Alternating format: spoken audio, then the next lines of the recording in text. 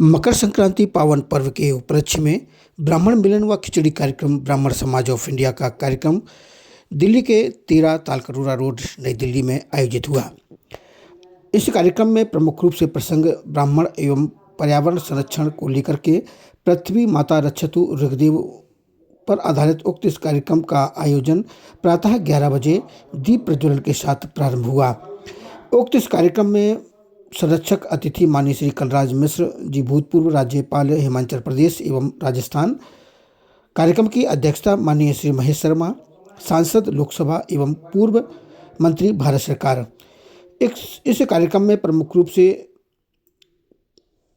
उपस्थिति जो देखी गई कार्यक्रम में मुख्य रूप से इसमें माननीय न्यायमूर्ति आर अवस्थी के अलावा शोभा दीक्षित, श्री चेतन शर्मा अतिरिक्त सॉलिसिटर जनरल, अरविंद शर्मा मंत्री जेल निर्वाचन सहकारिता विरासत एवं पर्यटन विभाग हरियाणा सरकार, पद्मश्री अनुज शर्मा विधायक धार शिवा छत्तीसगढ़, अश्वनी उपाध्याय वरिष्ठ अधिवक्ता, विजय शंकर शर्मा चेयरमैन पेटीएम, अभिनव त्रिपाठी चेयरमैन JR एयरलाइन के अतिरिक्त प्रेम शुक्ला राष्ट्रीय प्रवक्ता भाजपा, ओम प्रकाश शर्मा विधायक विश्वासनगर दिल्ली के अतिरिक्त काफ़ी बड़ी संख्या में यहाँ पर उपस्थिति देखी गई। इस कार्यक्रम में प्रमुख रूप से यहाँ देखने को मिला कि ब्राह्मण समाज के उक्त इस कार्यक्रम के माध्यम से ब्राह्मणों में एकता एवं समाज के माध्यम से जागरूकता लाने की प्रमुख कार्यदिशा यहाँ पर निर्धारित की गई। कार्यक्रम दीप प्रज्वलन के साथ विशिष्ट अतिथियों के उद्बोधन कार्यक्रम एवं सांस्कृतिक कार्यक्रम तथा सम्मान समारोह के साथ यह कार्यक्रम संपन्न हुआ। कार्यक्रम में ब्राह्मण समाज ऑफ नॉर्थ अमेरिका से भी यहाँ उपस्थिति देखने को मिली। इसके अतिरिक्त अखिल भारतीय ब्राह्मण एकता परिषद संगठन, परशुराम संवाद, परशुराम परिषद, सर्व ब्राह्मण महासभा, जयपुर ब्राह्मण सभा भोपाल, भूमिहार ब्राह्मण समाज, कान्यकुब्ज ब्राह्मण समाज, रायपुर छत्तीसगढ़, ब्राह्मण समाज उत्तराखंड, ब्राह्मण समाज ऑफ कर्नाटक, ब्राह्मण समाज ऑफ आंध्र प्रदेश की यहाँ विशिष्ट उपस्थिति देखी गई। जबकि कार्यक्रम में डॉक्टर विश्वपति त्रिवेदी IAS राष्ट्रीय अध्यक्ष के तौर पर यहाँ उपस्थित रहे, जिन्होंने सभा को संबोधित करते हुए ब्राह्मणों में एकता और चेतना जागृति के लाने हेतु प्रेरित किया। आगे बताओ सर। अगर जाते जाते लगने स्वाहा, सो जाते जाते सूर्य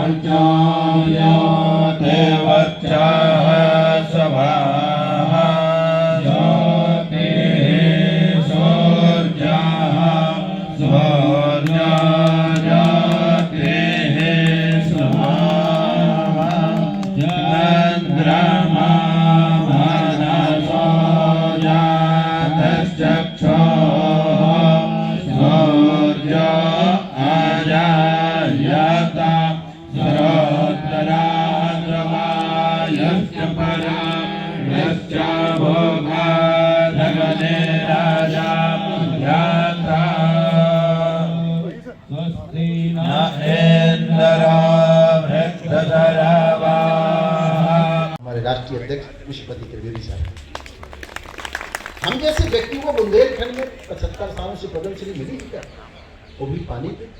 तो मैं ज़्यादा बात न कहते मैं निवेदन करूंगा, आदरणीय हरियाणा प्रदेश चूँकि दिल्ली का दिल है और दिल सबसे मजबूत होना चाहिए, तो मैं निवेदन करूंगा आदरणीय मुकेश शर्मा जी से क्या है।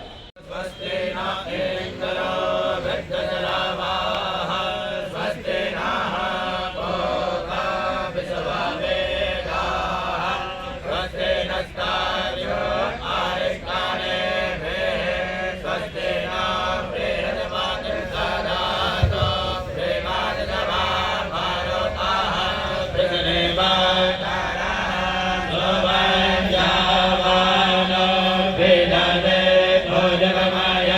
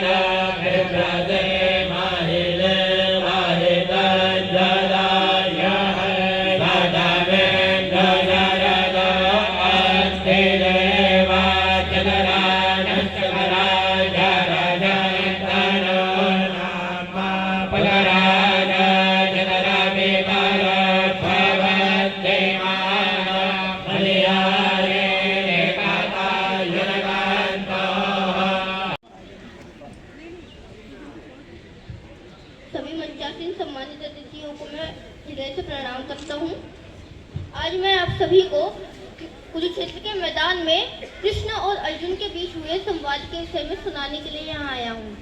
लेकिन उससे पहले मैं आप सभी को यह बताना चाहता हूँ कि अर्जुन है कौन।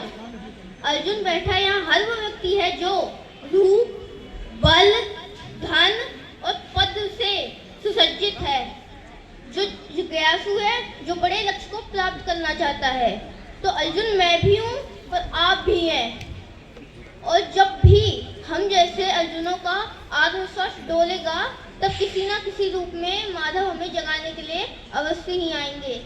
इन्हीं शब्दों के साथ आइए सुनते हैं माधव कृष्ण संवाद की। तलवार, धनुष और पैदल सैनिक कुरुक्षेत्र में खड़े हुए। कि तलवार, धनुष और पैदल सैनिक कुरुक्षेत्र में खड़े हुए। रथ पिपासु महारथी एक दूसरे सम्मुख खड़े हुए। कई लाख सेना के सम्मुख पांडव पांच विचारे थे। एक तरफ थे योद्धा तब एक तरफ समय के वादे थे। महासमर की प्रतीक्षा में सारे ताक रहे थे जी, और पार्थ के रथ को स्वयं केशव हाँक रहे थे जी। रणभूमि के सभी नजारे देखने में कुछ खास लगे। माधव ने अर्जुन को देखा, अर्जुन ने लगे। कुरुक्षेत्र का महासमर एक पल में तभी सजा डाला। 5 जन ने उठा, कृष्ण ने मुख से लगा बजा डाला। हुआ शंखनाद, जैसे ही सबका गर्जन शुरू हुआ। नृत्य करना हुआ शुरू हुआ, सबका मर्दन शुरू हुआ। कहा कृष्ण उत्पाद छोड़े का को बिचरा, कंडी पर रखवाड़ को प्रत्यंचा को खींचरा। और आज दिखा दे इस रणभूमि में योद्धा की तासीर यहाँ। इस धरती पर कोई नहीं अर्जुन के जैसा वीर यहाँ। इस धरती पर कोई नहीं अर्जुन के जैसा वीर यहाँ। बात सुनी माधव की तो अर्जुन का चेहरा उतर गया। एक धनुर्धारी की विद्या मानो चूहा उतर गया। बोले पाठ सुनो काना, तो जितने सम्मुख खड़े हुए हैं हम तो इनसे सीख कर सारे भाई बड़े हुए हैं। इधर खड़े बाबा भीष्म ने मुझको बहुत खिलाया है। गुरुद्रोण ने धनुष बाण का सारा ज्ञान सिखाया है। सभी भाइयों पे प्यार लुटाया कुंती महामारी ने। कभी कोई नहीं छोड़ी थी प्रभु माता गांधारी ने। तो जितने गुरुजन खड़े हुए हैं सब पूजने लायक है। माना तो ये ओदम दुशासन थोड़े से न लायक है। मैं अपराध क्षमा करता हूँ, बेशक हम ही छोटे हैं कि जैसे भी हैं आखिर माधव सब ताऊ के बेटे हैं। और छोटे से भूभाग के खातिर हिंसक नहीं बनूंगा मैं। स्वर्ण ताकल अपने कुल का विध्वंसक नहीं बनूंगा मैं। खून सने हाथों को होता राजभोग अधिकार नहीं। परिवार मारकर गति मिले तो सिंहासन स्वीकार नहीं। और रथ पर बैठ गया अर्जुन, मुंह माधव से मोड़ दिया। आंखों में आंसू भरकर गांडीव हाथ से छोड़ दिया।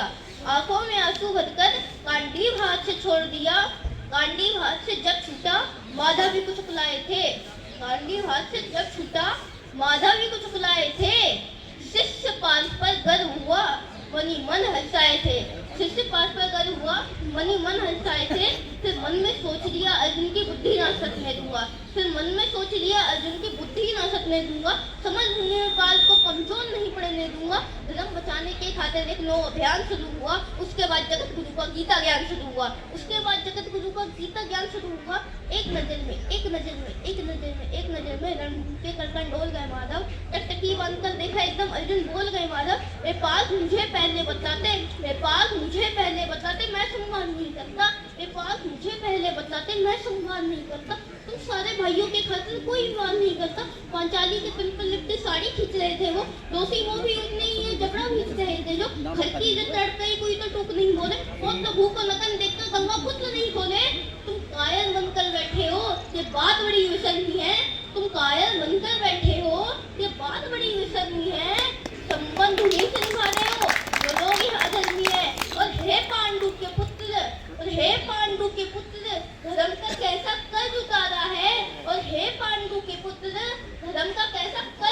है। सोले होने थे आंखों में पर बहती जलधारा है। और गांडी उठाने में पार्थ जितनी भी देर यहाँ होगी, गांडी उठाने में पार्थ ही देर यहाँ होगी इंद्रप्रस्थ के राजभवन में उतनी अंधेर वहाँ होगी। इंद्रप्रस्थ के राजभवन में उतनी अंधेर वहाँ होगी। अधर्म धर्म की गहराई में खुद को नाप रहा अर्जुन। अधर्म धर्म की गहराई में खुद को नाप रहा अर्जुन। सदाल पे तेज हुए और धन काट रहा है। माधव मुझे बताओ, वो नासक कैसे बन जाऊं? जब सिंहासन लाखों पर मैं शासक कैसे बन जाऊं? कैसे उठेंगी कदम पर, कैसे उठेंगी कदम पर तो कर पर अधर लगाते हैं। कैसे उठेंगी कदम पर तो कर पर अधर लगाते हैं। करने को जिनका स्वागत कदम स्वयं टूट जाते हैं। इन्हीं करों ने बाल काल में सबके पैर दबाए हैं। इन्हीं करों को पकड़ कर तुम्हें पिता में मुस्काए हैं। अपने बड़ों की जनों की ओर करूंगा मैं। जैसा मुझको मृत्यु दे दो उससे पूर्व मरूंगा मैं। जैसा मुझको मृत्यु दे दो उससे पूर्व मरूंगा मैं। बाद में मुझे तो कुछ भी पास दिखाई देता है। माधव इस रणभूमि में बस नाच दिखाई देता है। माधव इस रणभूमि में बस नाच दिखाई देता है। बात बहुत भावुक थी किंतु जगत गुरु मुस्काते थे और ज्ञान की गंगा से चक्रधारी बसाते थे। जन्म मरण की यहाँ योद्धा बिल्कुल चाह नहीं करते। क्या होगा अंजाम युद्ध का ये परवाह नहीं करते। बाल क्या कुछ मत सोचो, बस कदम पे ध्यान लगाओ तुम। बाद युद्ध के क्या होगा ये मत अनुमान लगाओ तुम। इस दुनिया की तकपात में कोई तेरे साथ नहीं। इस जीवन का करे फैसला मन के बस की बात नहीं। तुम ना जीवन देने वाले नहीं मारने वाले हो, न जी तुम्हारे हाथों में तुम नहीं आने वाले हो। इस जीवन की सबकी बात यूं ही चलता रहता है। कौन मेघ से बुझ जाता है वरना चलता रहता है। मानव वश में शेष नहीं कुछ, मानव वश में शेष नहीं कुछ, फिर भी मानव डरता है। मानव वश में शेष नहीं कुछ, फिर भी मानव डरता है। वह मरकर भी अमर हुआ जो धर्म के खातिर मरता है। वह मरकर भी अमर हुआ जो धर्म के खातिर मरता है। न सत्ता किससे होता है, न सम्मानों से होता है। जीवन का सार सफल बेहद उस बलिदानों से होता है। देहदान योद्धा ही करते हैं। देहदान योद्धा ही करते हैं, न कोई दूजा जाता है। देहदान योद्धा ही करते हैं, न कोई दूजा जाता है। रणभूमि में वीर मरे तो सब भी पूजा जाता है। रणभूमि में वीर मरे तो सब भी पूजा जाता है। और योद्धा की परवलती जैसे घोटे शस्त्र बदलती है।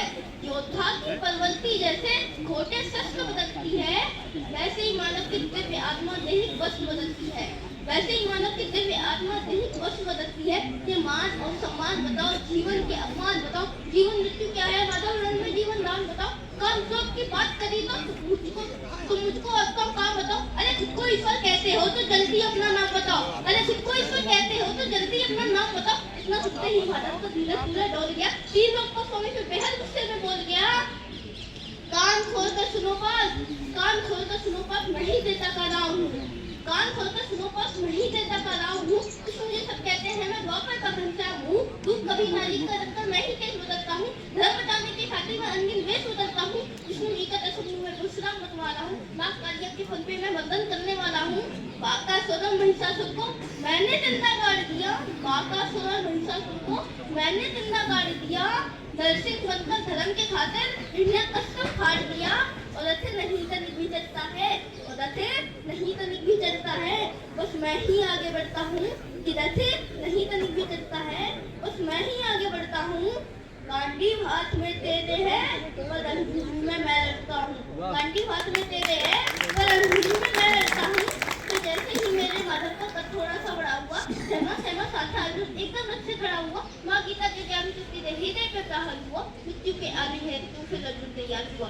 मृत्यु के आने में तो फिर अर्जुन तैयार हुआ। जितने आधर में चुंदन करों ने सजा दूंगा। चला रख पाऊंगा धरती की प्यार बुझा दूंगा। जड़ बाल पात के सब पीछे हट जाते थे। रणभूमि के कोने कोने लाशों से पड़ जाते थे। धर्मराज के शीश के ऊपर राज मुकुट की छाया थी। धर्मराज के शीश के ऊपर राज मुकुट की छाया थी, पर सारी दुनिया जानती थी ये बस केशव की माया थी। सिया राम जय जय राम। राम सिया राम जय जय राम। बोलिए जय परशुराम। आप सभी को प्रणाम करता हूँ। मंच में विराजमान हम सब के आदर्श और राजनीति में बहुत माता कौशल्या की भूमि से आया हूँ, जहाँ भगवान राम ने अपने वनवास के सबसे ज़्यादा समय को गुजारा था।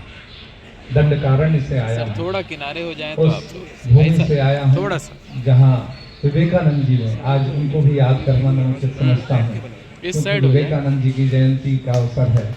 विवेकानंद जी ने अपने जीवन के महत्वपूर्ण 2.5 वर्ष जिस नगर में बिताए, रायपुर में, वहाँ से आया हूँ और आज आप सब बुद्धजनों के बीच आकर मैं बड़ा अभिभूत हूँ।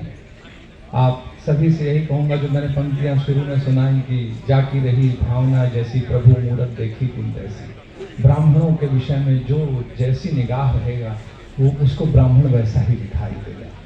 तो ब्राह्मणों को मुझे लगता है कि इश्क और मुश्क को जिस तरह से रोका नहीं जा सकता, उसी तरह से ब्राह्मण की प्रतिभा को किसी हाल में किसी बहुत अच्छा। बंधन से बांध के नहीं रखा जा सकता। और ये बात हमेशा ब्राह्मणों ने स्थापित किया है पूरी दुनिया में स्थापित किया है। मैं उन लोगों में से नहीं हूँ जो शिकायत करें। मुझे ऐसा लगता है कि हम में इतनी ताकत है कि हम इसीलिए तो बने हैं कि जो शार्प होते हैं, जो एक्यूरेट होते हैं, जो हमेशा निशाने पे एक ही तीर मारना जानते हैं, वो सिर्फ ब्राह्मण हो सकता है। उसकी एक्यूरेसी होती है, इसीलिए वो ब्राह्मण होता है।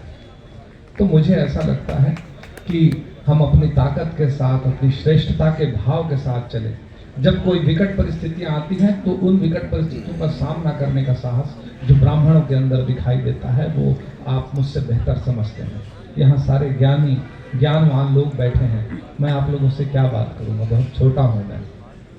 आप सभी के आशीर्वाद से, एक सामान्य से परिवार से यहाँ तक आना कोई संभव कार्य नहीं था, लेकिन ऐसा लगता है कि हमारे संस्कार होते हैं, हमारे रूट्स में हमें जो सिखाया जाता है, जब हम पैदा होते हैं, जिस तरह से हमको लालन पालन दिया जाता है, वो ब्राह्मण को एक बेहतर संस्कार और बेहतर व्यक्तित्व का मालिक बनाता है और वो दुनिया का नेतृत्व करता है। इसलिए आप सब इतने नेतृत्वकर्ता यहाँ पर उपस्थित हैं, आप सभी का अभिवादन करता हूँ, आप सभी का चरण वंदन करता हूँ। मैं सौभाग्यशाली समझता हूँ कि ऐसे आयोजन में मुझे आने का अवसर मिला। मैं विश्वपति त्रिवेदी जी को बहुत बहुत आभार व्यक्त करता हूँ। इतने बड़े ओहदे पर रहते हुए उन्होंने समाज के प्रति अपनी जो जिम्मेदारी समझी और सबको संगठित करने का कार्य किया है, उसके लिए मैं उन्हें बहुत बहुत साधुवाद देता हूँ। उन्हें बहुत बहुत हृदय से आभार व्यक्त करता हूँ और पूरे आयोजन समिति को मैं बहुत बहुत आभार व्यक्त करता हूँ कि आज पूरे देश का ब्राह्मण यहाँ इकट्ठा हुआ है और हम सबको एक दूसरे को जानने का अवसर मिला है। ये मेरा सौभाग्य है। मैं किसी स्थान पर कहीं आप लोगों की जरा भी अगर मैं काम आ सकूं तो मैं अपने आप को धन्य समझूंगा। यही आपसे कहना चाहूँगा। वक्ता बहुत हैं, मैं अनुज हूँ तो अपनी बात को विराम भी दूंगा। आप सभी का बहुत बहुत हृदय से आभार, बहुत बहुत धन्यवाद। आज स्वयं को यहाँ आकर धन्य समझता हूँ। बहुत बहुत धन्यवाद। ये ब्राह्मण समाज नहीं, पूरा देश बैठा है और वो देश है जिसे सनातन होने पर गर्व है और इसकी महिमा नहीं कही जा सकती। मेरी तो हैसियत नहीं है, हम छोटे कार्यकर्ता हैं, गांव से निकल के आए, हमारे कोई आका नहीं था, लेकिन जब संरक्षण किया तो अधीन त्रिवेदी जी ने किया। मैं प्रार्थना करूँ कि आए और बड़ों के लिए मैं क्या कह सकता हूँ, बस हम सबका मार्गदर्शन करें। और सुंदरकांड का पाठ कर रहा था तो मुझे एक प्रेरणा आई कि सुंदरकांड में कहीं एक उंगली रख दूंगा और वही चीज़ मैं आज सबसे पहले बोलूँगा। तो जहाँ पे उंगली रुकी वो वैसी चौपाई थी जिसपे जब हनुमान जी ने लंका को जला के सीता जी से चूड़ामणि लेके निकले, उसका मैं अभी तात्पर्य बताता हूँ। उस वक्त मानस में लिखा, चलत महाधुनि गर्ज से बाहरी, गर्भ सबही सुनी निश्चल नारी। ऐसी गूंज हुई कि निश्चल नारी का गर्भ गई। आज ब्राह्मण समाज को इकट्ठा करने का मेरा एक ही मकसद है कि ऐसी गूंज होए कि जो आपको गाली देते हैं, जो अनुराधा जी ने कहा, जो आपको गिल्ट ट्रिप पे भेजते हैं, उनकी बोलती बना। इन्हीं शब्दों के साथ मैं सर्वप्रथम हमारे सबके स्पीकर से कर दे और समाज के अनन्य समर्थक परम आदरणीय माननीय कलराज मिश्र जी जो जिन्होंने आज नहीं पिछले अनन्य सालों से ब्राह्मणों को सपोर्ट किया है। ब्राह्मणों की ऐसा भी नहीं किसी के साथ उन्होंने अन्याय किया है, पर उन्होंने ब्राह्मणों के साथ अन्याय भी नहीं किया। इस प्रकार के व्यक्ति को आज उनके लिए मैं बहुत बहुत धन्यवाद देता हूँ कि सर्दी में पर बाबूजी आए यहाँ पर। आपके आने से भगवान जी आ गए अगेंस्ट ऑल फोर्सेस। कल रात को मैंने BBC का फोरकास्ट देखने की चेष्टा की कि आज क्या होगा। ये तो पक्का था बारिश नहीं होगी, तो ये पक्का नहीं था कि पूरे देर कम निकलेंगे, क्या करेंगे। आज देखिए इतना बढ़िया सूर्य दर्शन हो रहा है। साथ ही साथ आज की सभा के अध्यक्ष और ब्राह्मण समाज के स्तंभ और समस्त पश्चिम उत्तर प्रदेश में ब्राह्मणों का वर्चस्व स्थापित करने वाले सांसद और पूर्व मंत्री डॉक्टर महेश शर्मा जी, जिन्होंने इतने सहज भाव से अपना प्रांगण मुझे बोलने दूसरा शब्द ही नहीं बोलने दिया। हमने कहा कि ब्राह्मण समाज की आयोजन इस बार मकर संक्रांति पे कर रहे हैं, तो मेरा ये है यही तो होगा। और ऐसे बोला कि जैसे कि बहुत बहुत उनके धन्यवाद देना चाहते हैं। पूरी कार्यक्रम पूरे सदस्य सब लोग कि आपने इतने सहज भाव से हम लोग को आमंत्रित किया। हमारी ब्राह्मण समाज की विद्या से जैसे उत्तम जी का तो ऑफिस इसी काम में बहुत देर तक लगा रहता है कि बच्चे जाते हैं, उनका वीज़ा करवाते हैं, वहाँ से शिक्षा मंगवाते हैं। तो इस तरह के बहुत से इंटरनेशनल लेवल पे काम करते हैं। इसके अलावा अगर एक सूक्ष्म बताना चाहें कि है क्या चीज़ ब्राह्मण समाज, हम किस तरह से अपना दिशा निर्देशन करते हैं, किस तरह से क्या काम करते हैं, तो मैं सोचता हूँ कि 3 स्तर पे मैं इसको डिफाइन कर सकता हूँ, ताकि आप लोग को क्लियर रहे कि हम लोग करते क्या हैं और इससे जुड़ने में आपको भी आसानी होगी कि आप क्या करना चाहते हैं, किस स्टेज पे कहाँ पे जुड़ना चाहते हैं। देखिए, एक तो होता है व्यापक स्तर, जिसको मैक्रो कहते हैं। मैक्रो में बहुत सी चीज़ें हैं जो पॉलिसी की बेस होती है, जिसमें कि हम लोगों ने उच्चतम स्तर पर देश और विदेश के ब्राह्मणों का नेटवर्क बनाते हैं। ये बहुत बड़ा या वो है अटेम्प्ट है कि नेटवर्क होना चाहिए। इसमें किसका कहाँ फ़ायदा हो रहा है ये मैं नाप नहीं पाऊँगा, क्योंकि कौन किससे मिला, उसमें किससे बात करी, उसकी कहाँ सहायता हो गई, कैसे हो गई, क्या हो गई, वो आपस में इट इज़ लाइक इंटरनेट जुड़ता चला जाता है, अपने आप बढ़ता चला जाता है। बहुत सी ऐसी चीज़ें हैं जिसमें हम लोगों ने प्रयास किया, कुछ रास्ते में है, कुछ पाइपलाइन में है, कुछ हो गई। अनेक प्रदेशों में ब्राह्मण कल्याण बोर्ड बन गए। मध्य प्रदेश में भी अब ब्राह्मण कल्याण बोर्ड बन गया है। हरियाणा में भी बात चल रही है, मुकेश जी बताएंगे कि नायब सिंह जी बात कर रहे हैं कि ब्राह्मण कल्याण बोर्ड बनेगा। कर्नाटक में, आंध्रा में, पंजाब में कई जगह बन गया। पंजाब में बना था, काफ़ी दिन पहले बना था, पर उसको जब चन्नी जी आए थे चीफ मिनिस्टर तो उन्होंने 10 करोड़ रुपये दिए। मध्य प्रदेश में ये बोर्ड बना है, पर उसके बाद सरकार में थोड़ा बदल आ गई। शिवराज जी ने बनाया था, अब मोहन यादव जी उसमें एक्टिवेट कर रहे हैं। इसी तरह दिल्ली में आपने सुना होगा, जो अभी हाल में सरकार ने पुजारियों को कुछ भत्ता देने की बात करी। ये पहले ब्राह्मण समाज 3 साल पहले ब्राह्मण समाज का एक डेलीगेशन लेकर मैं केजरीवाल से मिलने गया था, उनको दिया गया था। ये बहुत से यहाँ राजनेता बैठे हैं, उनसे मैं ये नहीं कहना चाहता कि क्रेडिट तो आप लोग ले लेते हैं, पर मेहनत हम लोग करते हैं। उसकी पूरी उसका पूरा खाका बना के दिया गया था कि कैसे परेशानी ये है कि कौन पुजारी है, किस चीज़ का पुजारी है, कहाँ का पुजारी है, किस मंदिर का पुजारी है, इसको कैसे आइडेंटिफाई किया जाए। तो उसका एक कोई तरकीब निकाली गई है जिससे वो पुजारियों तक पहुँच सके, क्योंकि पुजारियों की बड़ी हालत कोविड में ख़राब हो गई थी। सब मंदिर जाना बंद कर दिए थे, कोई जाता नहीं था। 3 साल जिनका जीविकोपार्जन केवल पूजा से था, वो क्या करें, उनके लिए सब बात की गई थी। टाइम लगा पर लगता है कि हो जाएगा।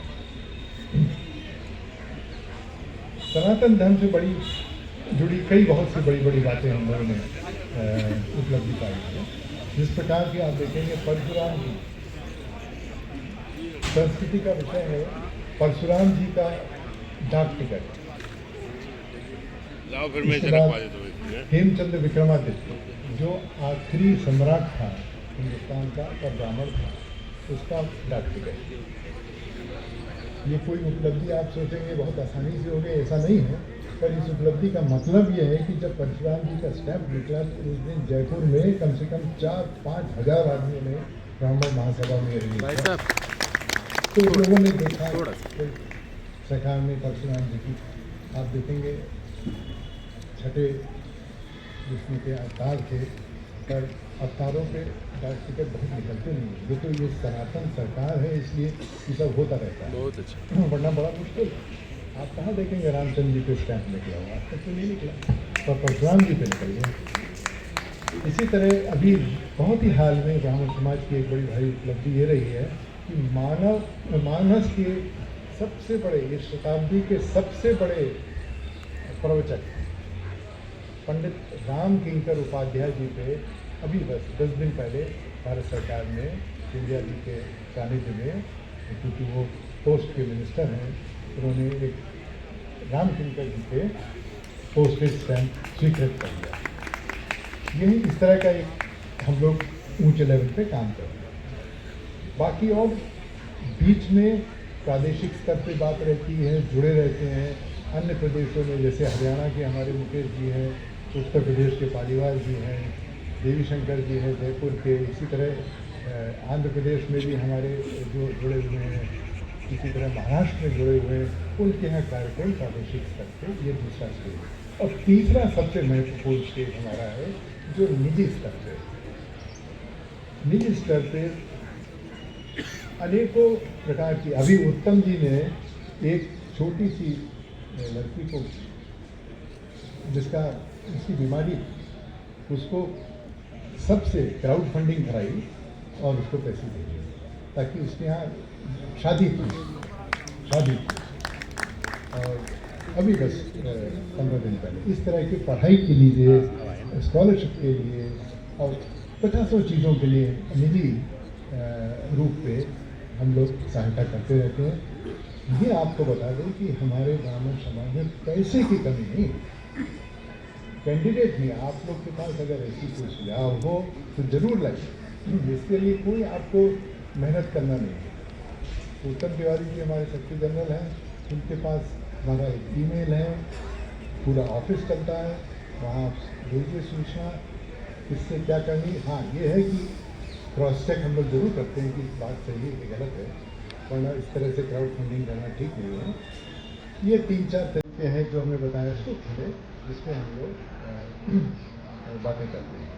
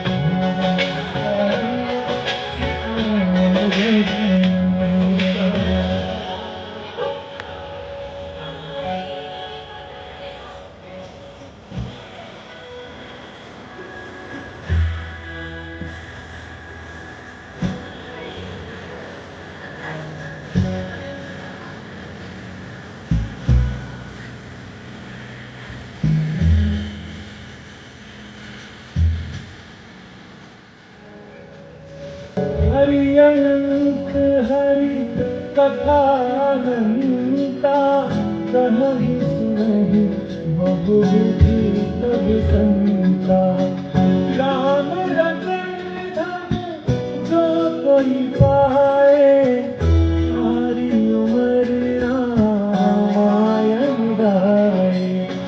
मंगल भवन अमंगल हारी,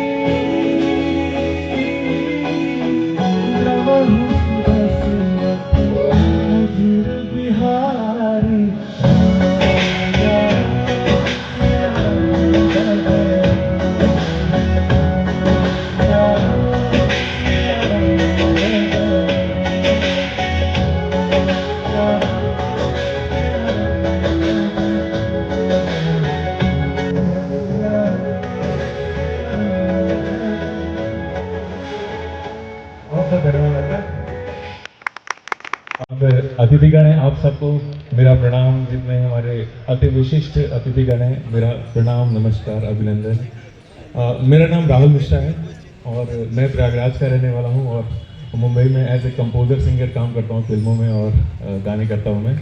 और मेरा बहुत ही सौभाग्य है कि मैं यहाँ पर आने का मुझे सौभाग्य प्राप्त हुआ आप लोग के बीच में। और मैंने कुछ फिल्में की हैं जिसमें हाल गर्लफ्रेंड मूवी है, अर्जुन कपूर की मूवी है और कुछ और भी तमाम फिल्में हैं, गाने किए मैंने। और मुझे इस सभा में आकर बहुत अच्छा लग रहा है। कितने गुणीजन लोग यहाँ पर बैठे हुए हैं और मैं एक कलाकार हूँ छोटा सा, और बहुत अच्छा लगा आपके सामने प्रस्तुत करके। बहुत बहुत धन्यवाद। एक नहीं आ रही, पीछे वाले नहीं आ रहे, पीछे वालों की तालियां भी नहीं आ रही। सबसे पहले मेरा प्रणाम महावीर जी को, त्रिपाठी जी को और जनरल बख्शी सर को और लक्ष्मी सर को और मंच पर उपस्थित सभी गणमान्य व्यक्तियों को और अभी सभा में उपस्थित आप सभी लोगों को। मैं आपको एक बहुत अच्छी बात बताना चाहता हूँ कि मैं एक अलीगढ़ से भी नहीं हूँ, मैं हरदुआगंज से हूँ। हरदुआगंज एक अलीगढ़ के पास टाउन है। मैं अंडरस्टैंड इंटर कॉलेज हरदुआगंज का पढ़ा हुआ हूँ, जहाँ पे हिंदी मीडियम में बातें हैं, हिंदी मीडियम में ही पढ़ाई हुई थी। और जैसे अभी यहाँ पे बात हो रही थी कि मेरे पिताजी खुद टीचर रहे और मेरे ग्रैंडफादर, मेरे दादाजी एक वैद्य रहे विजयगढ़ के। तो उस बैकग्राउंड से जैसा अभी हम यहाँ पे बात कर रहे हैं, एक बिजनेस के क्षेत्र में आने का मतलब था कि अपने घर में सबसे ज़्यादा उद्दंड होना होता है। सब लोगों का मानना था कि आप स्टूडेंट बन के, मतलब जब मैं कॉलेज में आया तो मैंने पूछा कि सबसे ज़्यादा सैलरी किसको मिलती है, तो उन्होंने बोला CEO को मिलती है। तो मैंने पूछा CEO कैसे बनते हैं, तो जो कॉलेज सीनियर जो होते हैं उन्होंने रैगिंग की तरह से हंस के बोला तुम अपनी कंपनी बना लो, उसमें तुम CEO बन सकते हो। तो मुझे लगा यही तरीका होता है। कभी कुछ ऐसी कही हुई बात जो कि किसी ने किसी और तरीके से कही हो, वो एक गाइडेंस बन जाती है। वैसी बात हुई मेरे साथ। मैं इंजीनियरिंग कॉलेज में पढ़ा और मैं 1998 में ग्रेजुएट हुआ। उस टाइम पे मोर और लेस सब लोग US जा रहे थे और मेरी मम्मी से मैंने बात करी, क्योंकि हमारे घर में वो वाला रहता है कि आप पापा से बात नहीं करते हो, मम्मी से बात करते हो। तो उसके अंदर मैंने अपनी मम्मी से बात करी कि मैं US नहीं जाना चाहता, मैं यहीं रहना चाहता हूँ। तो मम्मी पूछती है कि ऐसा क्यों है, मतलब नॉर्मली सब लोग इंजीनियरिंग कॉलेज में 98 मतलब H1B की एक वेव थी इस देश में। तो मेरे साथ मेरे पापा आए और उन्होंने पूछा तुम्हारी माँ ने बताया है कि तुम यहीं पे रहना चाहते हो।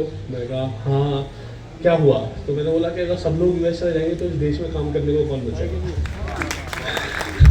वेल, मैं बहुत यंग था, मुझे पता भी नहीं है, मैं 19 साल का था। वैसे मैं 19 साल का टीनेजर, दिल्ली यूनिवर्सिटी का ग्रेजुएट हूँ मैं। और मुझे पता नहीं था मैंने क्या बोला, क्योंकि थोड़े दिनों के बाद जब मैंने अपनी ज़िंदगी में जो अपनी कंपनी बनाने की इच्छा थी उसको स्टार्ट किया, और मुझे इन्वेस्टर वगैरह कोई कॉन्सेप्ट पता ही नहीं था। जब आपको ये नहीं मालूम कि एक CEO कंपनी का टॉपर होता है, वो बॉस होता है, तो आप समझ सकते हो कि ये भी नहीं कंसेप्ट पता था कि इन्वेस्टर्स वगैरह कहाँ से आते हैं। सो धीरे धीरे करके एक समय आया 2010 के आसपास। पहले मैंने कंपनी जो बनाई वो टेलीकॉम ऑपरेटर्स के साथ काम करती थी, और 2010 में जब मुझे समझ में आया कि स्मार्टफोन आ गया है, तो इससे एक प्रॉब्लम सॉल्व करने की ज़रूरत को सोचते हुए मुझे लगा कि अगर हम भारत को विकसित देश बनाना चाहते हैं, तो ये जो कैश एक्सचेंज होता है, चेंज का एक्सचेंज होता है, ये जो है ये बहुत दिन तक नहीं चल सकता, क्योंकि कैश बेस्ड ट्रांजेक्शन से आपकी इकोनॉमी का साइज जो हम $multi-trillion एक्सपेक्ट करते हैं वो नहीं होगा। तो जब मैं अपने बोर्ड के पास गया, मैंने बोला कि मैं पेमेंट से रिलेटेड कंपनी चलाना चाहता हूँ, तो उन्होंने फिर से कोई बात जो मेरे पेरेंट्स ने की उस तरह से कही। उनमें एक व्यक्ति अमेरिका के रहने वाले थे लेकिन इंडियन थे, तो उन्होंने बोला कि यार तुम अजीब आदमी हो, तुम इस देश में स्मार्टफोन की एक्सपेक्टेशन करते हो, इंटरनेट की एक्सपेक्टेशन करते हो, और उसके बाद लोग जब शादियों में नोटों की माला पहनते हो उसको रिप्लेस करने की कोशिश कर रहे हो, ये क्या करोगे? तो मैंने फिर से उन्हें बोला कि नहीं, ऐसी कोई बात नहीं है, हम लोगों को ऐसा मत मानिए। देखिए, इंप्रेशन एक अलग बात है कि हम लोग कैश एक्सचेंज और नोट की वैल्यू करते हैं, बट हम लोग ट्रस्ट चाहते हैं। हम लोग चाहते हैं कि वो जो आपको बताया गया वो सामने दिखना चाहिए, जो दिख रहा है उसी को मैं ट्रस्ट करूँगा।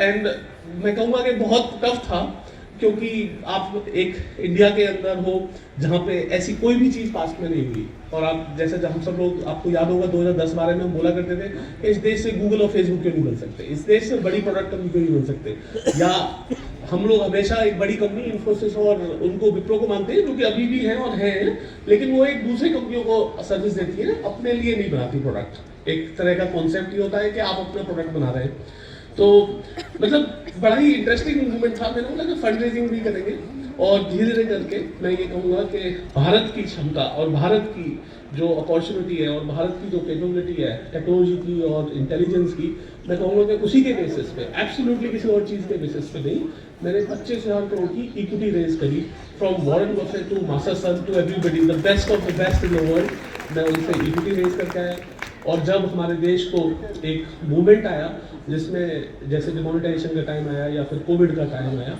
तो लोगों के लिए वो जो हम छोटे दुकानदार व्यक्ति होते हैं, जो छोटे दुकानदार व्यक्ति होते हैं, जहाँ से कि हमारी इकोनॉमी बॉटम अप बनती है। देखिए, बड़े आदमियों को पैसा मोरलेस गवर्नमेंट और मैं कहूँगा कि जैसे बैंकों का इकोसिस्टम है वो सपोर्ट करता है, लेकिन जो छोटा व्यक्ति है उसको सपोर्ट नहीं कर पाता है, क्योंकि छोटे व्यक्ति का कुछ नहीं होता, उसके पास कोई एसेट नहीं होता, उसके पास कोई बुक नहीं होती जिसको कि वो एक्नॉलेज करवा सके। तो मेरा ये मानना है कि जब देश के छोटे से लोगों को, जो कि एक गली कोने में अपनी दुकान लगाते हैं और जो छोटे बिजनेसमैन अपनी बिजनेस और लोकल एम्प्लॉयमेंट जनरेट करते हैं, उनको जब फाइनेंशियल सिस्टम सपोर्ट करेगा, तब इंडिया को एक विकसित देश बनने का रास्ता तय होगा।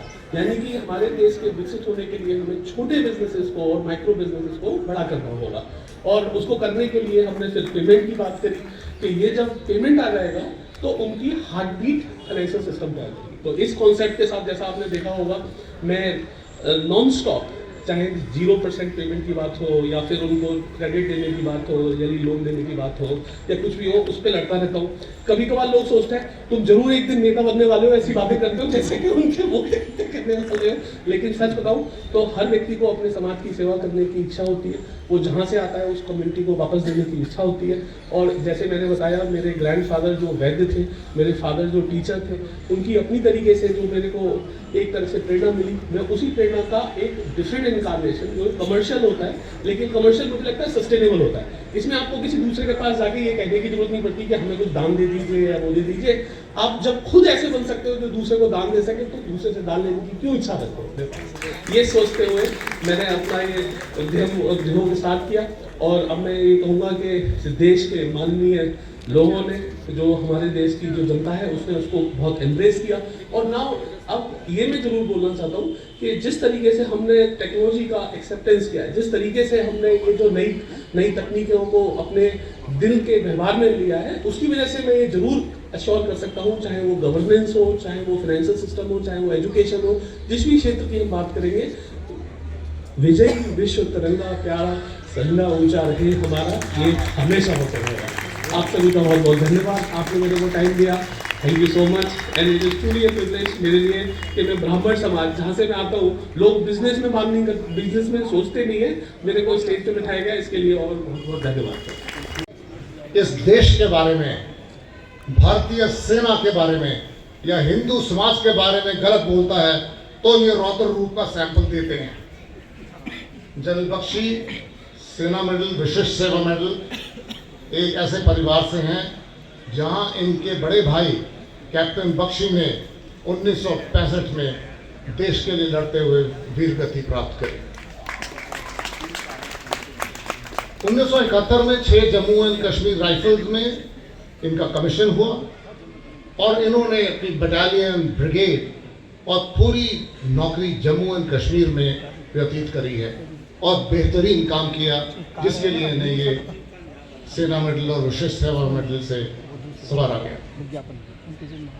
काउंटर इंसर्जेंसी ऑपरेशन, आपको मालूम है जम्मू एंड कश्मीर में इस समय जो थोड़े हालात सुधरे हैं, वो केवल इसलिए सुधरे हैं कि भारतीय सेना का जम्मू एंड कश्मीर में दम है, और इसीलिए जम्मू एंड कश्मीर में आप आज पर्यटन कर सकते हैं। जम्मू एंड कश्मीर के इस तरह के हालात सुधारने में जनरल बख्शी का बहुत बड़ा हाथ रहा है। हिंसा परमो धर्म, धर्म हिंसा तथैव च, ये चीज हम कटआउट कर देते हैं साहब, क्योंकि ये नैरेटिव किसने हम पे थोपा, माफ कीजिए, किसने हम पे थोपा? अंग्रेज कहाँ से लाए महात्मा गांधी जी को? साउथ अफ्रीका से लाए, भारत को शांत रखने के लिए। 1857 में एक गदर हुई थी जिसने पूरा खच्चर कर दिया था अंग्रेजों को, ऐसी दूसरी कदर होनी चाहिए। अगर नहीं हुई तो क्यों नहीं हुई साहब? या आपको अहिंसा की ये जो है जुर्मा ये आपको मिला दिया गया और अहिंसा से आपको आजादी नहीं मिली। Period. Get that right, and I'm saying that as a PhD scholar with a fair amount of experience in research, हम लोगों ने जो ब्रिटिश आर्काइव्स में डिक्लासिफाई हुई ट्रांसफर ऑफ पावर आर्काइव्स को जाके अध्ययन किया, इधर ले आओ उसमें। और साहब आपको आजादी किसने दी? अंग्रेजों ने दी।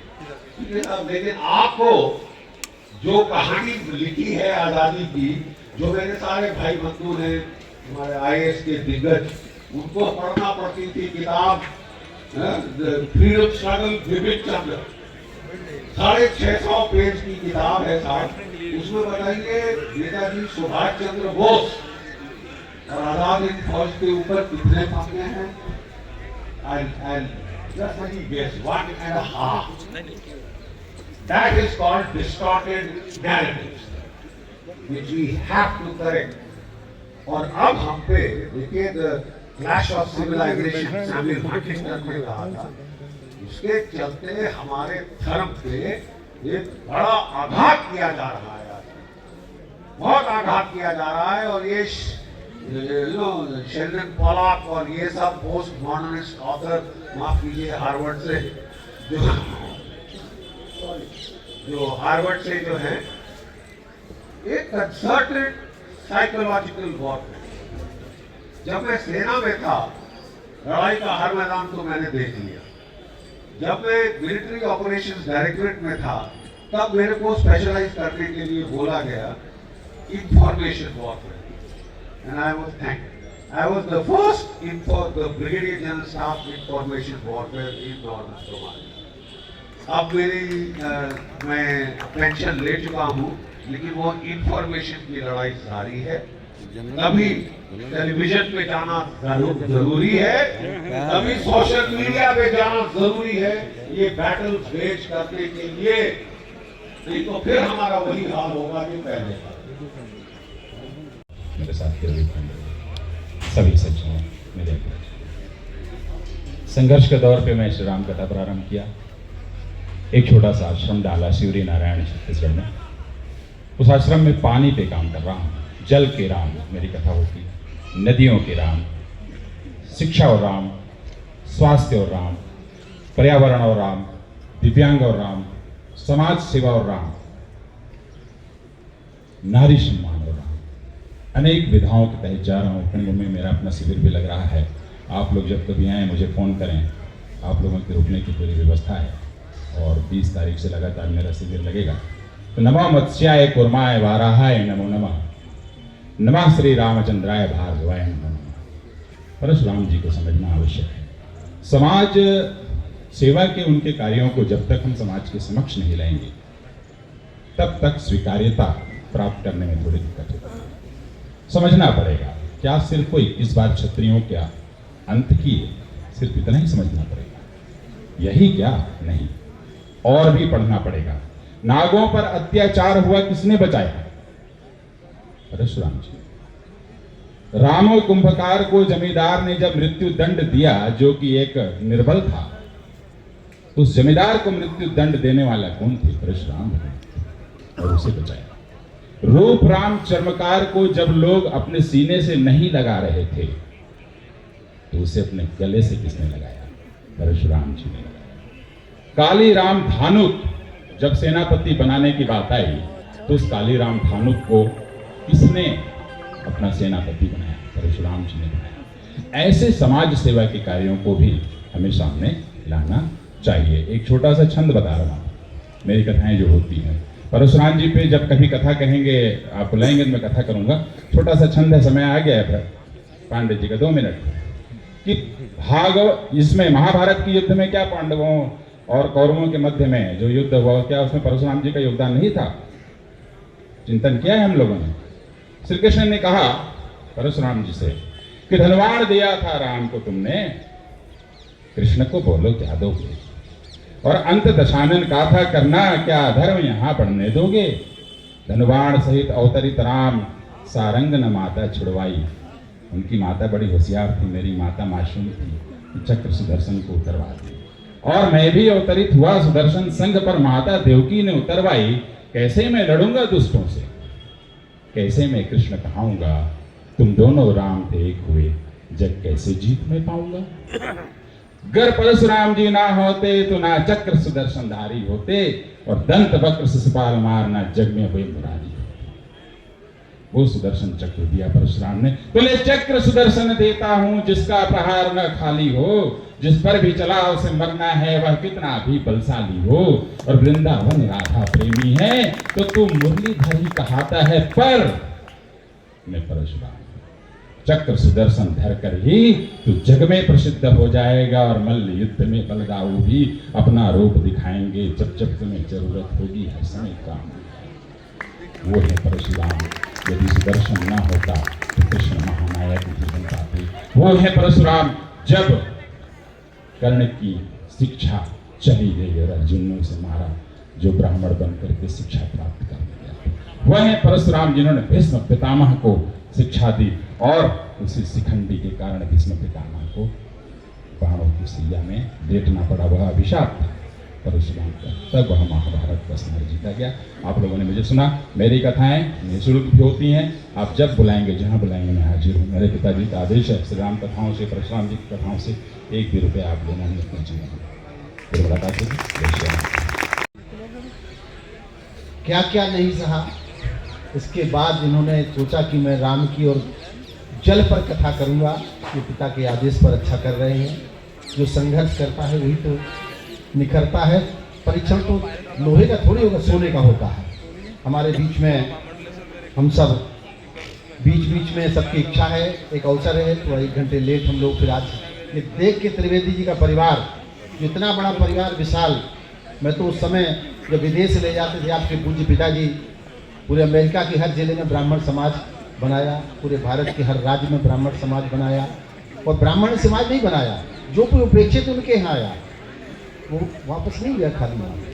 तो धीरे धीरे हम लोग, हमारे बीच में वरिष्ठ पत्रकार राघवेंद्र द्विवेदी सर हैं, भाऊ साहब आए, तालियों से हम लोग स्वागत करें भाऊ जी का।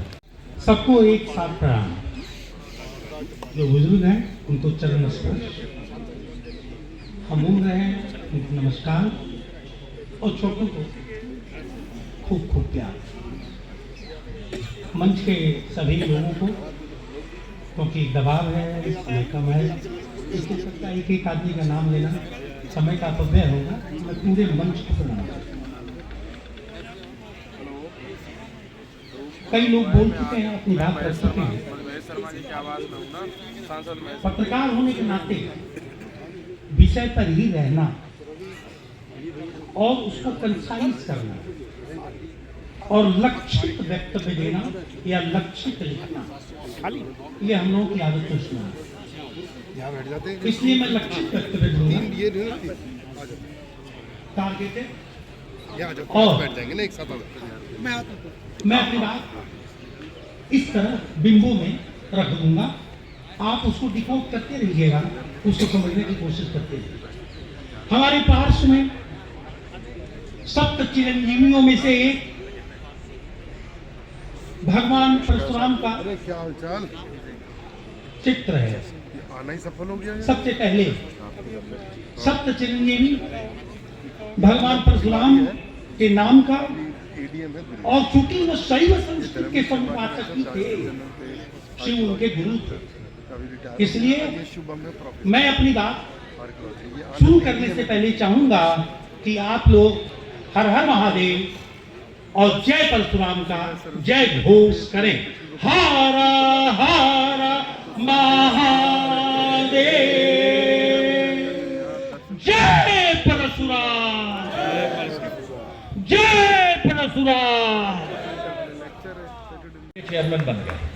अगर मास्टर, मैं भी मास्टर का बेटा हूं, मास्टर पिता से पूछा होता तो कहता चल चुपचाप नौकरी कर ले, तेरा बाप मास्टर है, ये ध्यान रख। और फिर बेचारी मुझे भी मैं ही भेज चुका हूं। जब मेरा 5 करोड़ का पहला लोन इस अस्पताल को शुरू करने के लिए सैंक्शन हुआ तो मेरे चेहरे की खुशी देखकर बाप ने डांट मारी, देखो गधा, लोन पास हुआ है तो नाच रहा है, कूद रहा है। और जब मैं अपने समाज में गया कि ब्राह्मण बोले चुपचाप तो नौकरी कर ले, व्यवसाय करने की कोशिश मत करिए। ये ब्राह्मणों का संदेश था, मुझ तक था। तो भाई विजय शेखर जी ने ये झेला होगा, मैं समझ सकता हूँ दर्द को। क्योंकि ब्राह्मण कहता था अगर तूने व्यवसाय की तरफ कोशिश करी तो एक पीढ़ी तो ज्यादा से ज्यादा, पहली बात तो व्यवसाय में फेल होगा, पास हो गया तो अगली पीढ़ी उसे ठिकाने लगा देगी। ये ब्राह्मणों के बारे में। आरक्षण के लिए लड़ाई तो लड़ते रहते थे हम कि आरक्षण चाहिए, आरक्षण चाहिए। अरे भाई आरक्षण तो किसी अपाहिज को चाहिए होता है, कमजोर आदमी को चाहिए होता है। ब्राह्मण, अभी हमारी बिटिया ने, अनुराधा ने जो ब्राह्मण जीन्स की बात करी, जब आप विप्र कुल में पैदा हो गए तो जब पत्रों में लिखा जाता था एक गरीब ब्राह्मण, एक दरिद्र ब्राह्मण, ब्राह्मण ना गरीब हो सकता है ना दरिद्र हो सकता है, क्योंकि ये मनुष्य दुनिया में जब भगवान ने बनाया ये सबसे सेल्फिश क्रिएचर है भगवान का, सबसे स्वार्थी क्रिएचर है ये मानव। ये सिर्फ शक्ति को नमन करता है, देने वाले को नमन करता है जिसका हाथ यूं हो।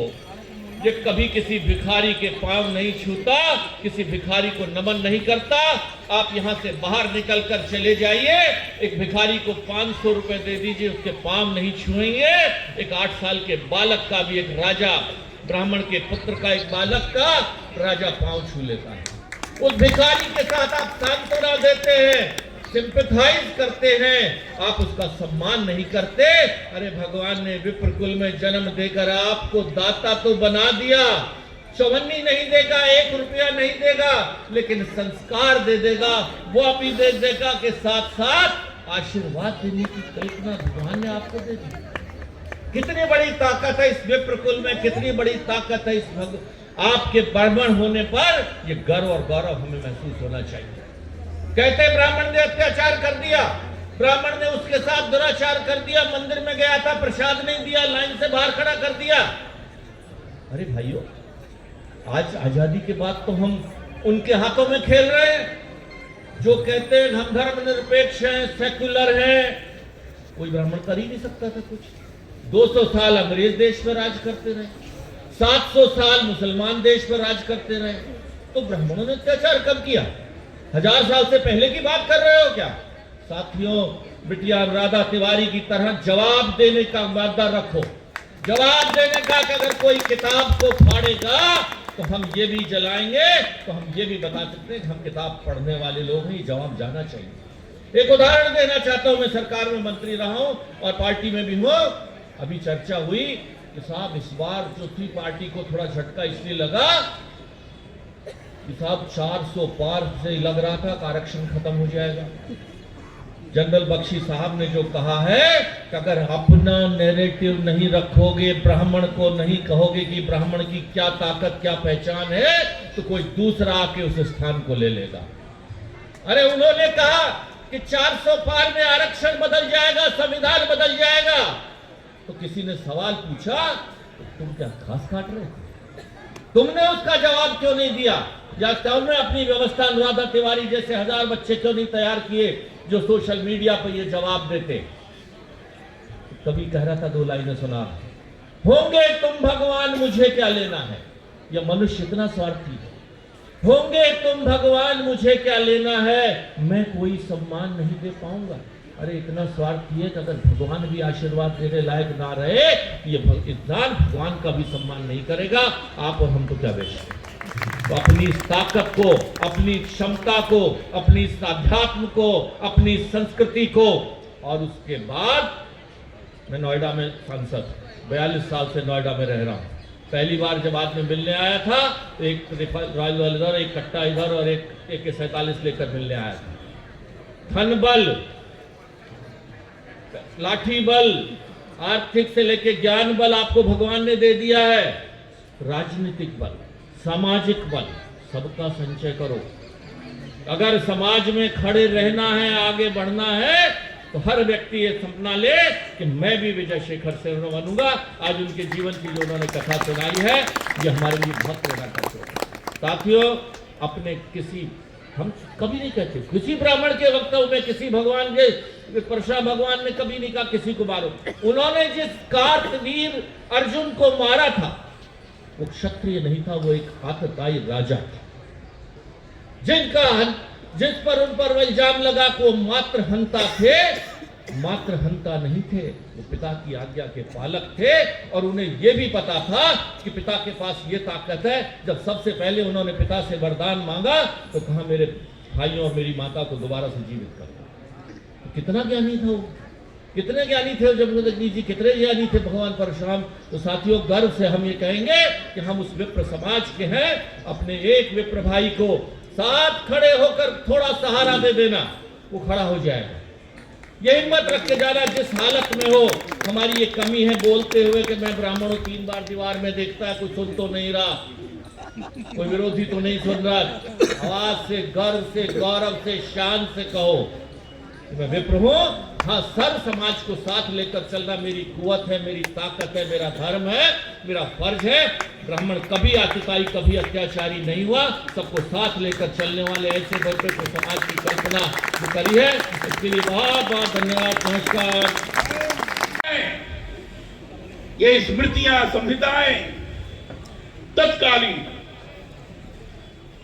युग के अनुरूप कानून बनाती थी, युग के अनुरूप आचरण संहिता प्रदान करती थी और युग के अनुरूप शासक चीजों को प्रस्तुत किया करती थी। लोग गाली देते हैं मनुस्मृति को।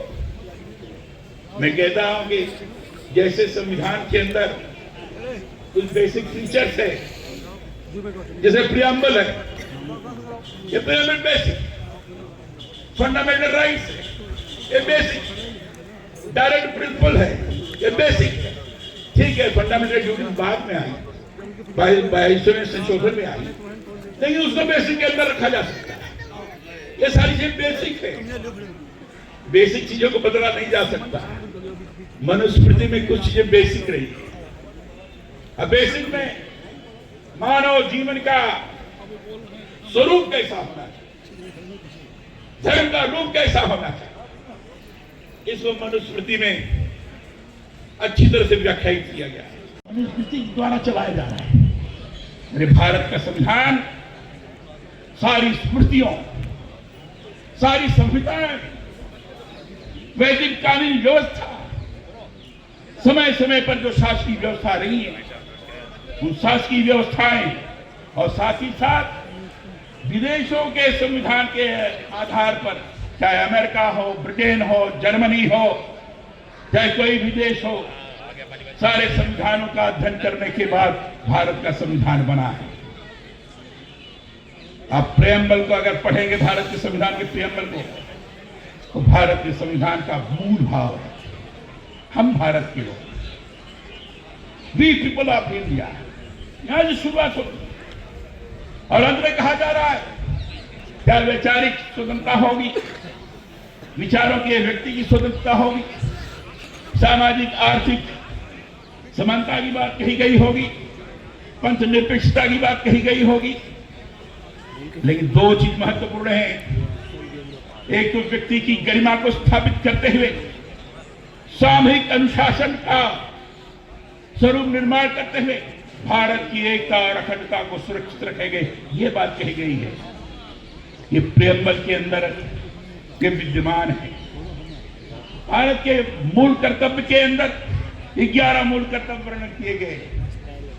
उनमें साफ तौर पर देश की एकता को संरक्षित रखना, तिरंगा और राष्ट्रगान का सम्मान करना, महिलाओं के प्रति सम्मान का भाव रखना, हिंसा नहीं करना, पर्यावरण को संरक्षित रखना, ये सारी बातें मूल कर्तव्य के अंदर कही गई हैं।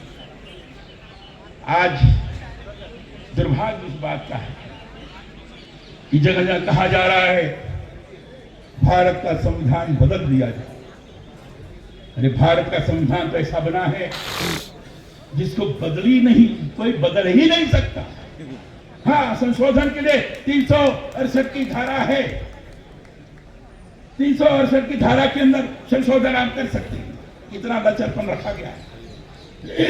लेकिन बदलने की बात आती है, उसकी प्रक्रिया बड़ी जटिल है।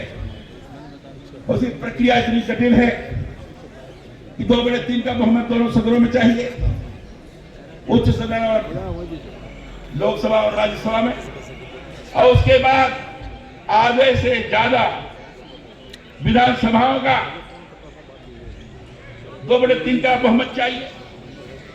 इतना कठिन ये वर्णन है मित्रों। मैं चाहता हूं भारत का संविधान भारतीय ग्रंथ, पवित्र ग्रंथ। मैं इसलिए पवित्र ग्रंथ कह रहा हूं। डॉक्टर राजेंद्र प्रसाद जी, डॉक्टर अंबेडकर जी और भी जो लोग थे, इस सब लोगों को लगा कि भारत के संविधान में ऐसा कुछ होना चाहिए जिससे भारतीय संस्कृति और सभ्यता दर्शित हो, दिखाई पड़े। तो कैसे दर्शित होगा?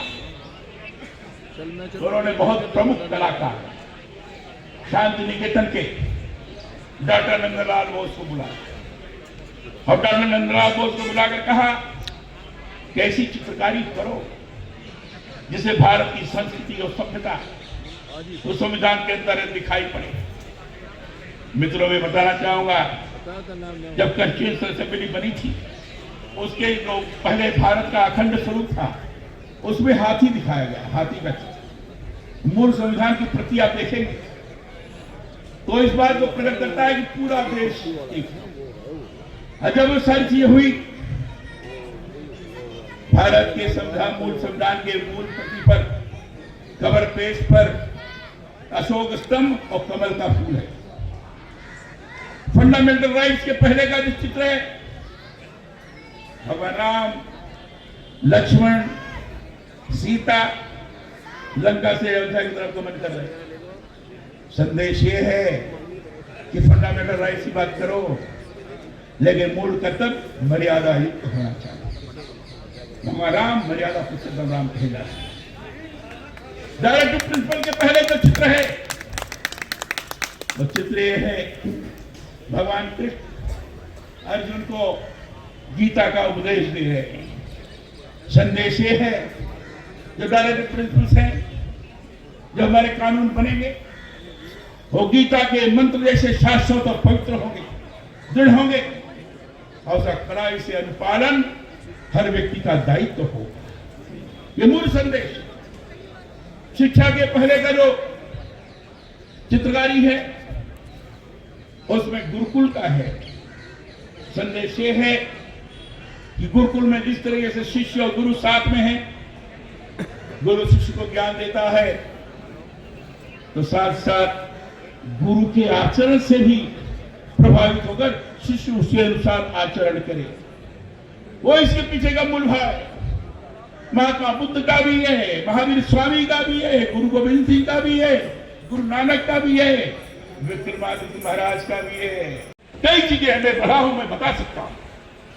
ब्राह्मण को भी कहा गया है, ब्रह्मचानक तो ब्राह्मण कहा ही गया, लेकिन ये भी कहा गया है कि जो ब्राह्मण रहते हुए शराब का सेवन करता है, वो ब्राह्मण नहीं कहलाएगा। मित्रों, मैं आपसे ही प्रार्थना करता हूँ, हम खत्म करना चाहते हैं, लेकिन उन्होंने मुझे कहा था कि अब जब तक क्या बोलो इसलिए मैं सब समाप्त कर रहा। तो मेरा इतना कहना कि आज की विषम स्थिति को देखकर हमको अगुवाई करना चाहिए, संकोच नहीं करना चाहिए, बताना चाहिए कि किस प्रकार से दुष्प्रचार हो रहा है, गलत हो रहा है। इसमें कोई पार्टी भेद नहीं है, राजनीतिक भेद नहीं है, इसमें तो पवित्र ग्रंथ हमारे संविधान का है। संविधान को विस्तृत तौर पर पेश करना ये उचित नहीं है। मैं अपेक्षा करता हूं कि जरूर होगा। आज आप सब लोगों ने कृष्णपति जी के प्रति मैं आभार व्यक्त करता हूँ। धर्मपत्नी डॉक्टर रीता शर्मा जी यहाँ पर हैं, उनका भी हम स्वागत करते हैं। इसके बाद हमारे बीच में आज लगभग 42 IAS अफसर यहाँ पर आए हैं, 42 भारतीय प्रशासनिक सेवा के IAS अफसर आए हैं, 22 IPS अफसर यहाँ पर आए हैं, 26 IRS अफसर आए हैं और 5 IPS फॉरेस्ट आए हैं हमारे बीच में, और बार काउंसिल के अध्यक्ष, क्लास सेक्रेटरी और तमाम कितने लोग यहाँ आए हैं। कुछ लोगों ने नाम न बताने के लिए कहा है। मैं निवेदन करूँगा सुनील बराला साहब, जो हमारे पूर्व मंत्री रहे सुनील बराला जी, उनको हमारे बीच में आए हैं, हमारे मित्र हैं, तो उनका भी स्वागत करता हूं। मैं भूदेव शर्मा जी, अंकित बस जी, लोकुश बस जी, अंजू बस जी, मंजूर बस्ती, दीपक सिखा जी, रंजन बस्ती, कनक बस्ती, सुनील झा जी। हरियाणा में तीसरी बार सरकार बनी, जो मोदी जी ने कहा, भारतीय जनता पार्टी ने कहा, मोदी जी ने कहा, नड्डा जी ने कहा, अमित शाह जी ने कहा, हमारे मुख्यमंत्री मनोहर लाल जी थे, एक्स मुख्यमंत्री, उन्होंने कहा, नायब सैनी जी ने कहा, जिसने भी कहा, जो भी बात कही, मोदी जी की तो गारंटी जो बात तो करते हैं। इसलिए तीसरी बार भारतीय जनता पार्टी की सरकार बनी और मैं फिर दावे के साथ कहता हूँ, आपके सभी दावे फेल होंगे और 100% आपकी बात दिल्ली में भारतीय जनता पार्टी की सरकार। हम अपना पूरा ब्यौरा देते हैं, हमने साल भर क्या किया, आगे हम क्या करने जा रहे हैं, जो मैंने अपने वक्तव्य में कहा भी। और एक मौका है कि इसमें सब लोग मिल लेते हैं, सब लोग आपस में अपनी अपनी बातें कर लेते हैं।